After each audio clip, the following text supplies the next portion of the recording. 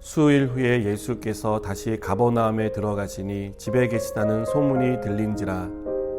많은 사람이 모여서 문 앞까지도 들어설 자리가 없게 되었는데 예수께서 그들에게 도를 말씀하시더니 사람들이 한 중풍병자를 네 사람에게 메워가지고 예수께로 올세.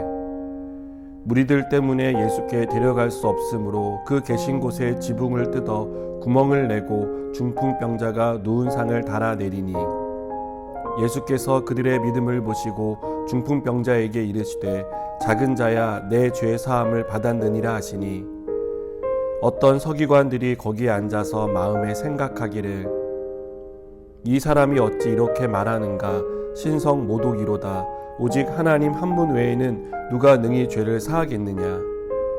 그들이 속으로 이렇게 생각하는 줄을 예수께서 곧 중심에 아시고 이르시되 어찌하여 이것을 마음에 생각하느냐. 중풍병자에게 내 죄 사함을 받았느니라 하는 말과 일어나 내 상을 가지고 걸어가라 하는 말 중에서 어느 것이 쉽겠느냐.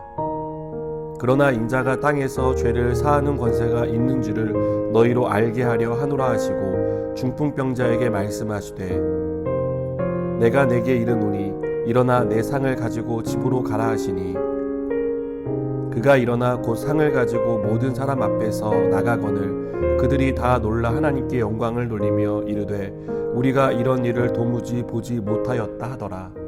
아멘. 여러분은 예수님을 어떤 분으로 알고 계신가요? 적지 않은 사람들이 예수님을 해결사 정도로 생각하는 경향이 있는 것 같습니다. 자신이 해결할 수 없는 어려운 문제, 힘든 일을 해결해 주시는 분이라고 생각하는 것 같습니다. 또 예수님을 천국으로 인도해 주시는 분 정도로 생각하는 것은 아닌가라는 생각이 듭니다. 적지 않은 그리스도인들이 예수님을 이렇게 생각하고 있다고 생각합니다. 그러나 오늘 말씀에서 예수님은 자신이 하나님의 아들이라고 말씀합니다. 이것을 어떻게 드러내십니까? 중풍병자에게 사죄 선언을 하시면서 드러냅니다. 중풍병자는 자기 힘으로 일어설 수도 걸을 수도 없는 사람이었습니다. 그는 자기 의지와 달리 아무것도 할 수 없는 심각한 상태에 있었습니다.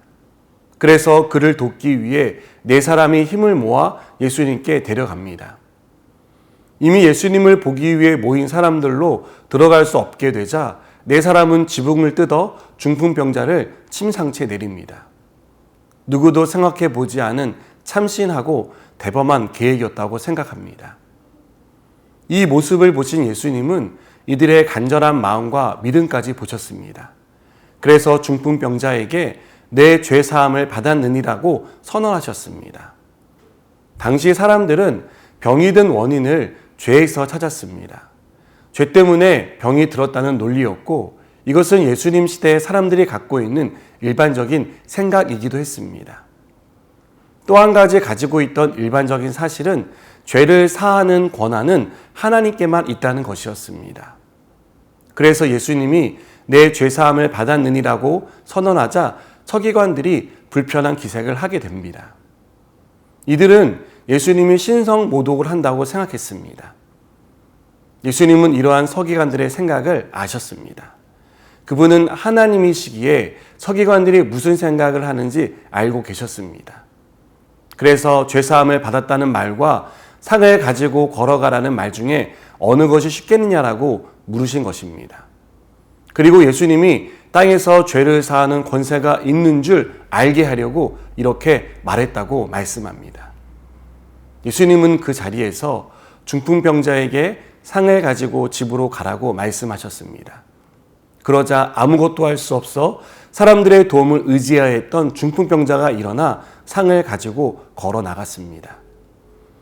예수님은 이 사건을 통해 예수님이 오신 목적이 병을 고쳐주기 위한 것이 아니라는 것을 보여주셨습니다.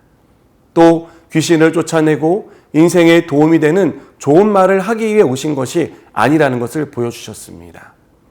예수님이 오신 이유는 죄로 고통받는 사람들을 구원하기 위해 오셨습니다. 이 일을 위해 하나님의 아들이라는 자리를 버리고 인간의 몸을 입고 오셨습니다. 그만큼 죄는 우리가 아무리 애를 써도 해결할 수 없는 절망이자 고통입니다. 실존주의 철학자 케르케고르는 이 절망에 대해 죽음에 이르는 병이라고 말합니다. 우리가 무엇을 해도 죄는 해결되지 않습니다. 오직 하나님의 아들인 예수님만이 우리를 죄에서 구원할 수 있습니다. 예수님은 우리를 죽음에 이르게 하는 죄에서 구원하기 위해 이 땅에 오셨다는 사실을 기억하시기 바랍니다. 그리고 우리는 그 은혜에 의해 믿음으로 구원을 받았다는 사실도 잊지 마시기 바랍니다. 주님은 오늘도 연약한 우리를 모든 죄에서 구원할 능력이 있으시고 능히 구원해 주십니다. 이 은혜에 감사하고 구원의 주님을 찬양하는 저와 여러분이 되기를 바랍니다. 기도하시겠습니다.